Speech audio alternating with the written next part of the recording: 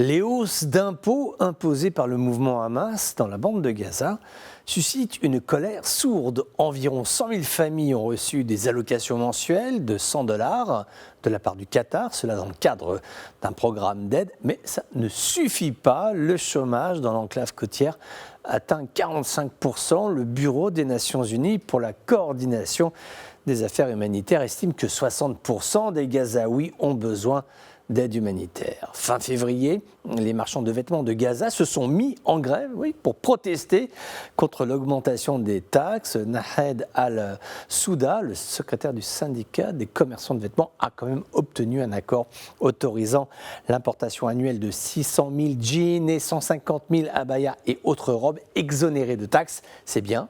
C'est mieux, mais ça reste insuffisant. Gaza consomme entre 3 et 5 millions de jeans par an.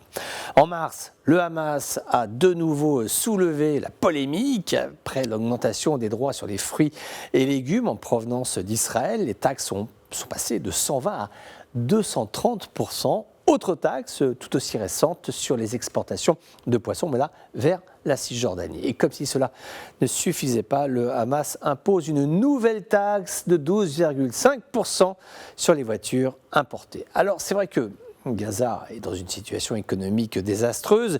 Les gens se sont habitués à ne jamais payer de taxes. Si on veut qu'il y ait un semblant d'État, un semblant d'organisation, il faut qu'il y ait quand même un peu d'argent qui rentre dans les caisses. En fait, ce qui se passe, c'est que pendant très longtemps, une économie informelle a fonctionné grâce au tunnel frontalier entre Gaza et l'Égypte. C'était totalement illégal, mais ça a au moins fonctionné. Aujourd'hui, la presque totalité de ces tunnels est détruite. Cette économie a un impact, en tout cas l'arrêt de cette économie a impacté l'ensemble de la société gazaoui. Par exemple, les fonctionnaires aujourd'hui ne reçoivent que 60% de leur salaire. Et l'autre problème, c'est que le Hamas gouverne quasiment sans transparence. Nous ignorons le montant de ses revenus et de ses dépenses. En juin l'année dernière, Salama Marouf, qui est le chef du bureau des médias du gouvernement du Hamas, avait estimé que l'argent récolté se situait entre 25 et 28 millions de dollars. En tout cas, c'est ce qu'il disait. Maintenant, où va l'argent ?